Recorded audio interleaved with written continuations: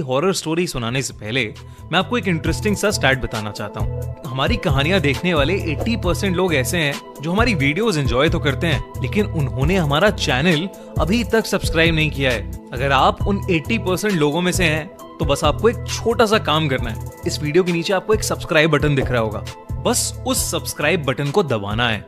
बस इतना सा काम करना है आपको, और लगे हाथों बेल आइकन भी प्रेस कर देना ताकि हमारी लेटेस्ट वीडियो आते ही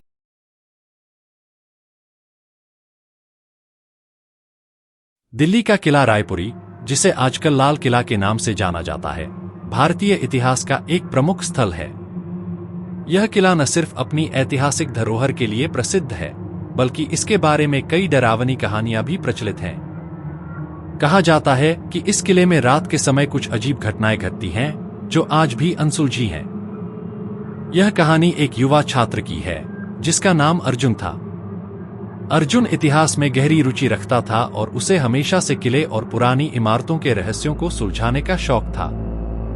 एक दिन अर्जुन ने एक किताब में पढ़ा कि किला रायपुरी के अंदर कई लोगों की आत्माएं भटकती हैं। इन आत्माओं की कहानी दिल्ली के इतिहास से जुड़ी हुई थी। कहा जाता है कि किले के निर्माण के दौरान वहां कई श्रमिकों की जान गई थी, जिनका काम करते समय खतरनाक हादसों का सामना करना पड़ा था।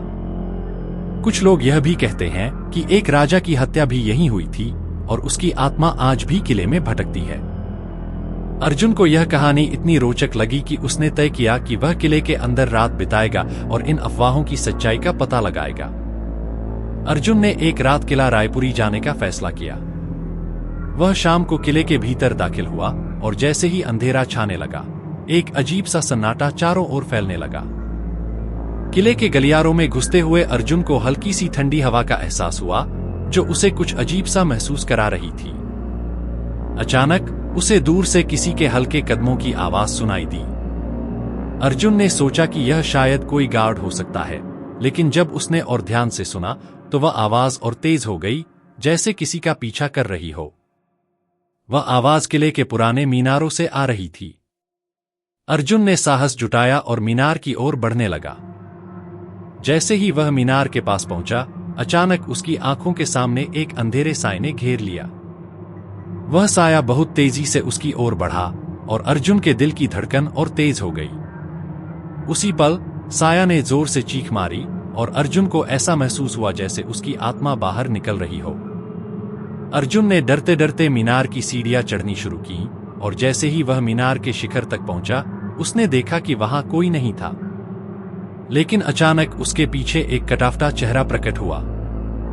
वह चेहरा इतना डरावना था कि अर्जुन की आंखों में आंसू आ गए। वह समझ गया कि यह वही आत्मा थी जिसके बारे में लोगों ने बात की थी।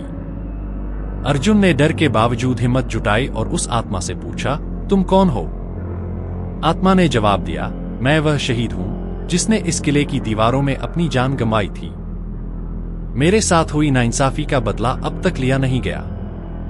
अर्जुन ने समझा कि वह आत्मा न केवल शांति की तलाश में थी, बल्कि किले के उन शहीदों के साथ हुए अन्याय के बारे में कुछ बताना चाहती थी। अर्जुन ने उसे आश्वासन दिया कि वह उसकी मदद करेगा और किले के इतिहास को सही तरीके से दुनिया के सामने लाएगा। तभी जैसे ही अर्जुन ने उस आत्मा को शांत करने की कोशिश की, वह धीरे धीरे गायब हो गई। लेकिन अर्जुन की आंखों में अब एक नया विश्वास था कि शायद कुछ आत्माएं अपने अधूरे कामों को पूरा करने के लिए भटकती रहती हैं।